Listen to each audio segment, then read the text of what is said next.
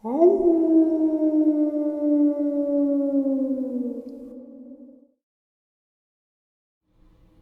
greetings and salutations, everyone, and welcome back to today's second half.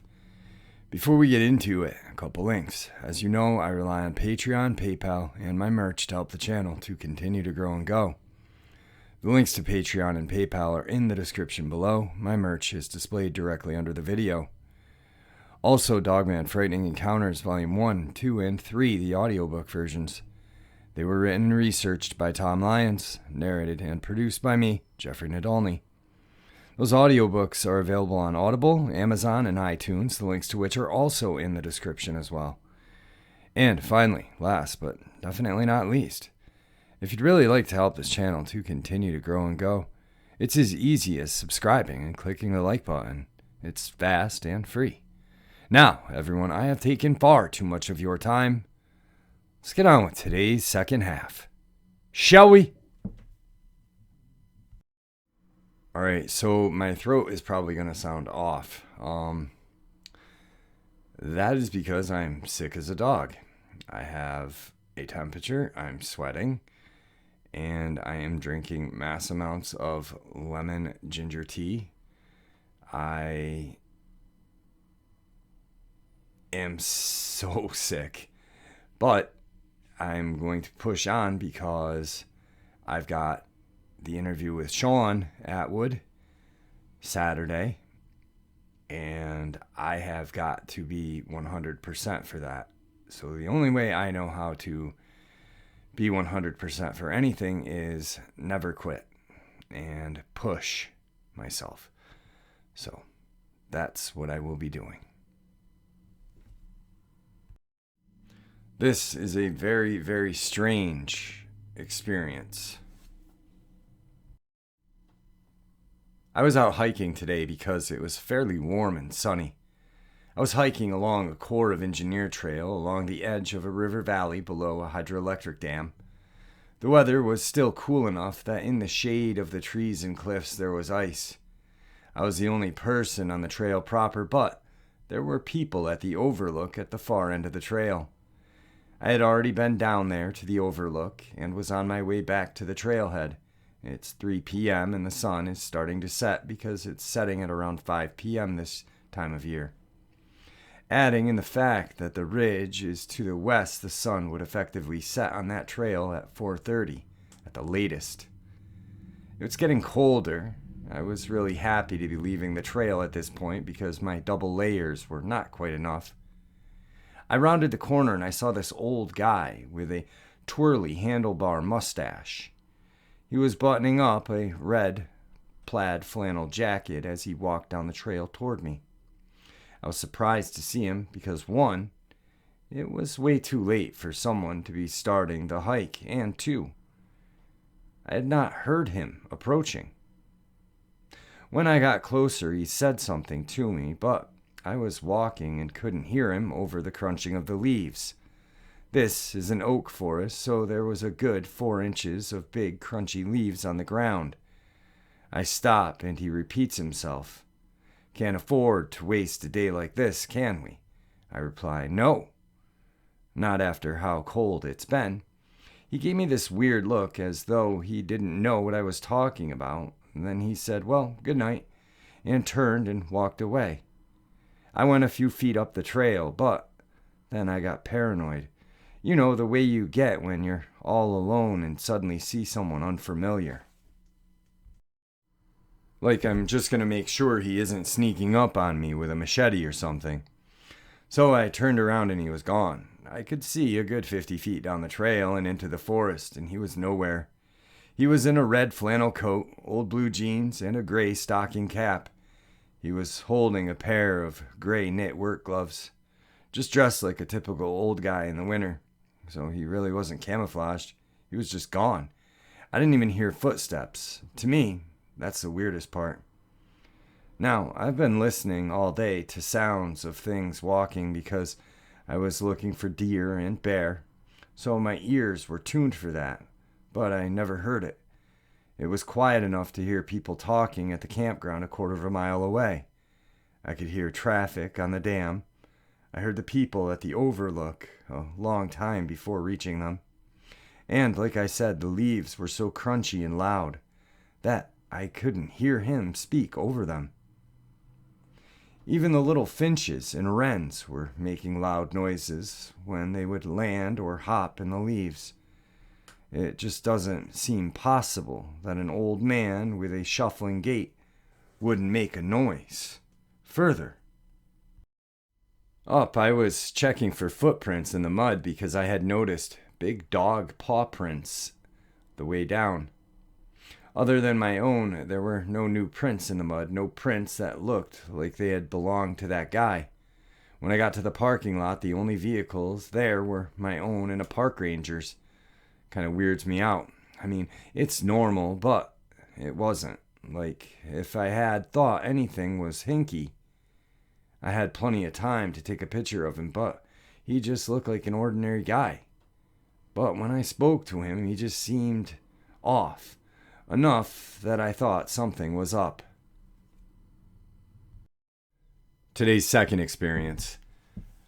I'm a 31-year-old female, but at the time of this, I was 24, and I'm changing names and location of this to protect the people and homeowners' privacy. I have a friend, I'll call her Teresa, who owns a house in Texas that's surrounded by woods. There are houses on the outside of those woods, but they aren't very close to this house.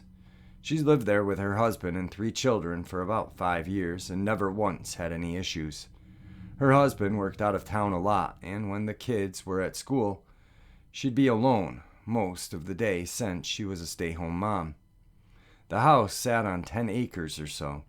It had a small pond and a creek that ran all the way through to the center of the woods. When they first moved in, her and I used to walk around through the woods and around the creek, talking and enjoying nature. It was always beautiful and relaxing, so we actually did it a lot, until there really wasn't much more to explore. After a while, she rescued a dog, a beautiful 1-year-old boxer named Allie. Allie was shy at first, but she warmed up to Teresa and the kids, who were 9, 10, and 18. Allie became protective of her family. She knew who was friendly and who was a stranger. She didn't really bark at animals, but there were times other random dogs would show up, and she asserted her dominance, letting them know that this was her territory. She never attacked or seemed aggressive toward me or anyone, really. You could usually find her in the garage on her bed. She didn't like going inside much and enjoyed rolling around in the grass when the sun was out. They had asked me to the house to sit for them for a few days since they had wanted to take the kids on vacation for the summer to a water park about 6 hours away. Of course, I said yeah. I loved their house. It was very beautiful and has a big 8-foot-tall window all around it. I asked if I could have someone stay with me. I hate being alone anywhere. They didn't mind. I asked my boyfriend and sister if they agreed. The day came, a Saturday. My boyfriend and I loaded our bags and headed to Teresa's house. We had made plans to hang out and fish by the pond. We would take advantage and use their 4-wheelers and ride around the woods. Teresa's husband and a few of his friends made mud holes and hills in the small area, so we definitely would be getting dirty. I'm a country girl, so fishing and riding through mud is my kind of fun. We arrived as they were loading up their truck, kids running around getting excited and ready to go. I saw Allie sitting in the garage and asked if she would be staying. Teresa said yeah, that Allie tends to get car sick, so taking her would not be a good idea. I don't mind and go over and pet Allie and play with her. My boyfriend talks with the husband for a bit about using the 4-wheeler, do's and don'ts, instructions for feeding Allie, etc. Then we say our goodbyes and they head off down the road. My sister would show up the next day since she had to work that night and couldn't make it. The rest of the day went by smoothly. We enjoyed fishing for a while, drinking a few beers and chatting. Allie joined us and would jump after the lure when we would cast it out and eventually just laid on the ground next to me and fell asleep. At one point, I noticed her poke her head up, staring off in the distance. She didn't make a sound. The pond is to the left of the house, but somewhat in front, while the opening of the creek is even further left. Leading into the woods, this is where she was looking. At this point, it's starting to get dark outside, and I couldn't really see what she was looking at. About a half an hour later, we decided it's time to go inside, so we cleaned up the fishing poles and picked up our tackle boxes, loading them into the truck. I heard a rustling in the woods next to us, and I jumped. There are lots of deer out here, so I figured it was one that was near, and we startled it when we were moving around. We head back to the house with our gear. Allie had already run back on her own. The room we stayed in had its own bathroom. It was huge. Windows all the way around. The shower was amazing. Had a jacuzzi tub and 2 walk-in closets. Since there were no other houses around, I immediately undressed without worrying and climbed into the shower. My boyfriend was cooking in the kitchen, and I could smell it all the way to the bathroom. It smelled amazing. I didn't realize how hungry I was. I hurried and finished up, climbing out and grabbing a towel to dry off. As I dried off, I thought I heard a growl near one of the windows. I looked up in each window, but I couldn't see anything, so I walked a little closer, but all I could see was my reflection. I heard it again. It kind of freaked me out, but then I remembered Allie. Thinking it was her, I rushed and got dressed and ran to the kitchen. I told my boyfriend about it, but he brushed it off as Allie being the one that was growling at a rodent or something. We ate, watched a movie, and decided to head to bed, as it was already midnight and we wanted an early start the next day. I fell asleep rather quickly, which isn't the norm for me at all, but was awoken by the sound that scared the hell out of me. It was around 2 a.m. at this point. I heard the growling again, but this time it was deeper, more menacing than before. I slowly reached over to try and wake my boyfriend, but he would not wake up. I lied there listening, and I could hear something walking outside of this room. I had the blinds so I couldn't see anything. I got up and walked over to the window, still hearing the footsteps, but it didn't sound like Allie. It was far bigger.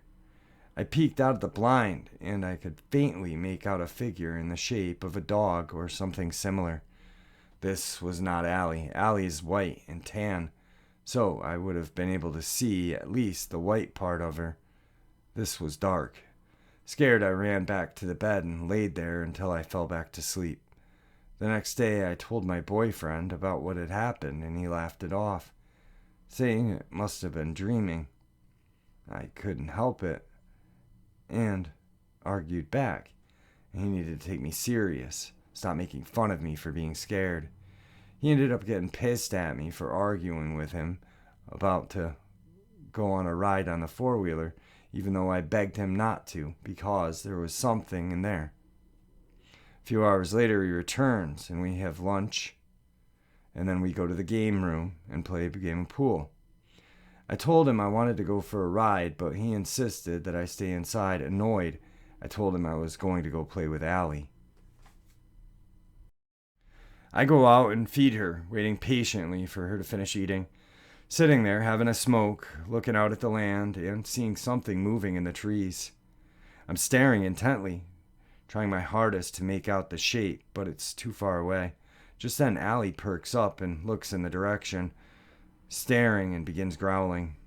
Knowing how she is and seeing her hair stand up, I slowly stand, watching her, and start walking toward the door. She growled louder as I ran inside, calling for my boyfriend, telling him to come outside quick. When we get outside, Allie has run toward the creature at this point, and I start yelling for her to come back. Once we get to the end of the driveway, we can hear Allie barking like crazy, looking in the direction the barking is coming.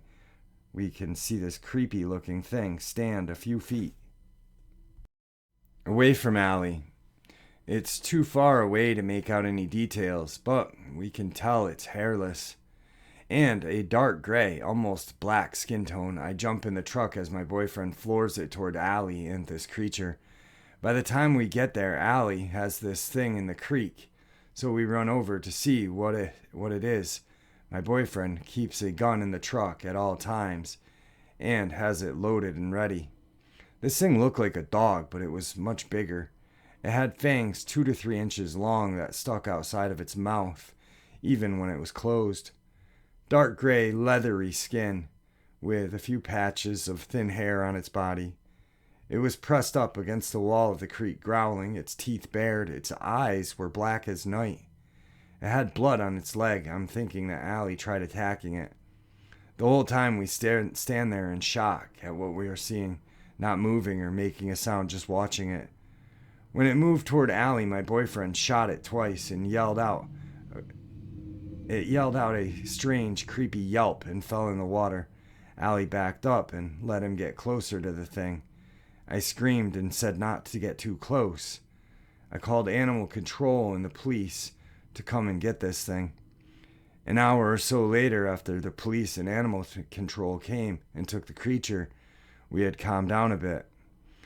I went to go check on Allie and realized she had blood on her neck. I put on some gloves and checked her out, noticing 2 puncture wounds on her neck. I called the emergency vet and explained the situation. He said I needed to contact animal control first. I called Teresa earlier and filled her in on the situation. She said they would be back in the next day and that I could leave the house, but I needed to take Allie with me. Once I contacted animal control again and told them of Allie. They came back and picked her up, stating that if the creature was diseased, she would need treatment. We promptly left after Allie was picked up. We were not staying there alone again. About 2 weeks passed before I heard from Teresa again. I called her several times, wanting an update, but they never gave her one. So I decided to call them myself. They told me that it was just a dog with rabies and that Allie was being treated for it. There was no way whatsoever that is true. There are not dogs with 3-inch fangs, no way. When I began asking questions, they told me to contact the police if I wanted the answer. The police acted as if they didn't know what I was talking about, saying the case number I gave them didn't exist. The officers that had come out there supposedly did not work there and never had. Are you kidding me? They're hiding something. They don't want us to know what's going on. There is something in the woods here in Texas, and we are not supposed to know about it. Allie came home a couple days later, but she was different. She was more aggressive, growling at Teresa and the kids. They all became afraid of her until one day they, too, had to call animal control. Allie had to be put down that night. She had bitten the animal control officer when he stepped out of his truck. Something happened to her, and no one will tell us what actually is going on here. I had taken a picture of it, but it's been so long that I no longer have it. Be careful in the woods. You never know what you'll find, or what will find you. Alright, so after I finished reading that, I had chills, which is kind of hard when you have a fever and your studio is 85 degrees. But where this encounter took place or experience took place was in Texas. I don't know where in Texas, but thinking back, the attack or the bite marks that were talked about that this strange creature, canine-like creature had, reminded me of Christopher Whiteley from Lipin, Texas. He was found dead and pretty torn up, pretty bad. The sheriff's department said mountain lion attack. DNR came out, said this wasn't a mountain lion. And when I contacted Lipin County Sheriff's Department, the deputy that I spoke to said that I said, well, if this wasn't a wild animal attack, then what was it? And he said, you're going to have to talk to the investigator on this case. And I left a message and I never got a call back. So, just kind of more proof that they know what's going on and they want to keep it secret from us. Today's third experience. I've always had a weird sleep schedule, and when I was 15 and 16, it was very common for me to be up at 2 in the morning and later in the summer. One night at around 3 in the morning, I decided to go outside into the backyard to get some fresh air, since it was a pretty warm night. At the time, I lived in the suburbs of southern Tennessee, in a pretty run-down neighborhood. The house next to ours had been abandoned for a couple years, and I always joked that it was cursed because 3 separate people had bought it, moved in, and then sold it, moved away again, all within a span of maybe 5 years before this. At this time, the house was unoccupied, and had been for some time. While I was outside, I started to listen to some music on my MP3 player with my headphones on. After a while, I started to hear this growling/snorting sound. That wasn't super loud, but still managed to get past my headphones and music. After pausing the music and listening for a moment, I realized it was coming from behind me, where the abandoned house was. It sounded like something pretty big was making the noise, and I figured maybe a large stray dog had gotten into the neighbor's yard, somehow. Since the yard and mine were separated by a tall, sturdy fence, I just ignored it and went back to my music. The noises continued periodically, and finally, after a while, I decided to just go over to the fence and find out what was making the noise. As I approached the fence, I heard this rustling sound on the other side, like something was moving in the tall grass. Figuring now that it was most definitely a stray dog, I leaned in close to the fence and looked through one of the cracks in the boards. A pair of huge yellow eyes were staring directly back at me, at eye level with me. I kind of stood there frozen like an idiot for a few seconds, and then I heard a growling noise again, and this time it was inches from my face, and that snapped me out of it. I turned and ran back to my house, locked the doors, and failed to sleep that night. The next day I looked through the fence again to see if there was any logical explanation. Maybe it had been a dog standing on a table or a stack of boxes for some reason. But the yard is totally bare. No boxes, no patio furniture, nothing. Whatever had looked at me was actually as tall as I was. I moved away years ago and have never been back, so I have no idea if that house is empty or not, or how the neighborhood is doing now.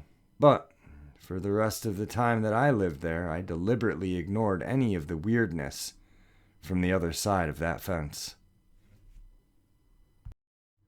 Today's fourth experience. So my experience is probably a bit different because we were on a boat driving up the coast. Basically, I had decided to go on a trip with a few of my friends to explore and fish, etc. We have a little inflatable dinghy and the camping gear with us to camp on the shore at night as well. There's endless inlets and channels you can go into, and it's just generally an endless amount of nature.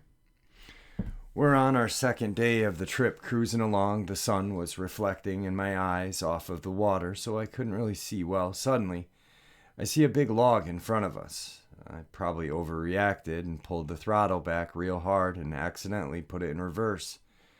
We're going at a decent speed, so definitely not great for the boat.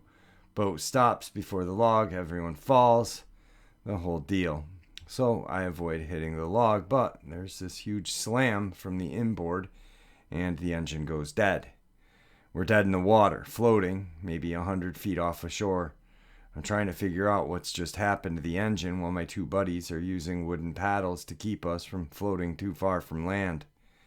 We had a radio and everything, but obviously the last thing we wanted was to send a call for help before we tried our other options first.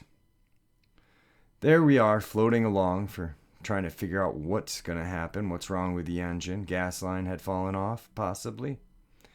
This is where things start to get weird. I'm trying to reattach the gas line, and one of my buddies is like, hey, there's someone on the shore. This is immediately weird because we are very far from any land access or roads or anything like that. I look up and there's a person standing on some rocks watching us. They're about ankle deep in the water, just staring at us. Nobody says anything, and we all just stare back. I'd say we're about 75 feet away, but at an angle. The current is bringing us parallel to them.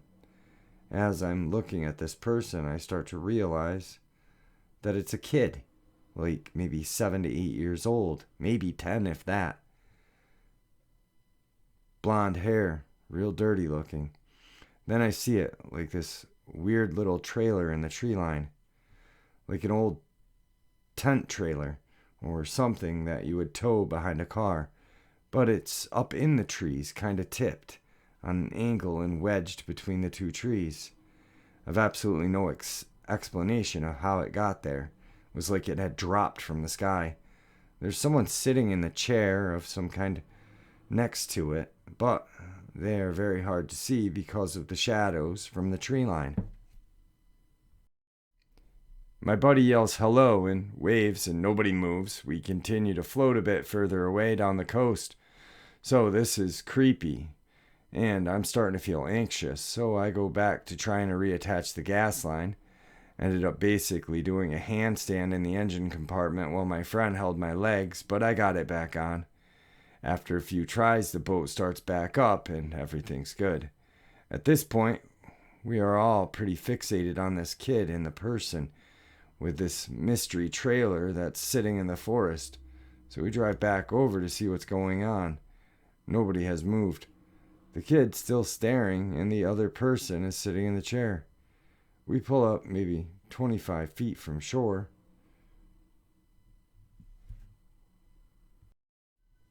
The kid had something like a dowel or a broomstick or something next to him on the shore that maybe had a fishing line on it, so I tried to yell hello, and that we had engine issues and asked them if they're okay. This kid is watching us with his wrist curled back in this really weird, uncomfortable looking way, and starts to tilt his head back and forth like a dog listening to the sound. Then things get crazy really fast. This person in the chair starts to whistle, like a totally tuneless whistle, same pitch, but just these long, drawn-out whistles. The little trailer door opens, and a third person looks out at us. Long hair, maybe a woman. Suddenly there's a bunch of cracking, and a fourth person comes out of the trees, not running, but at a fast stride. Boat's still running, kids are tilting their head at us. The person in the chair's whistling. This man walks full stride to the water and starts swimming towards our boat. Just as he hits the water, 3 more people come out of the trailer. Everyone had long hair, and it was super hard to see gender. They all made a dash for the water and start to swim towards us. I put the boat in drive, and we started to pull away. There's just these 4 people swimming towards us. The kid hasn't moved, and the person in the chair is still whistling. Driving the full trip back, nobody knew what to think, and our best guess was that these were some kind of vagrant people who lived there and were trying to scare us away. Still, the thing I get the most stuck on is what would have happened if they started swimming when the engine was dead. That and how they got this trailer in the middle of nowhere and jammed it between 2 trees. Alright guys, thank you for all your support. I apologize for sounding so crappy today. I'm going to continue to drink my hot teas and take some of these all-natural kind of gargle cures. I don't know. Anyway, feral people, crazy cryptids, pretty good upload. I liked it, and I hope you guys did as well. So, with that, may the Great Spirit watch over us all, and may He guide us down that path that we call life. Until later on tomorrow, my friends.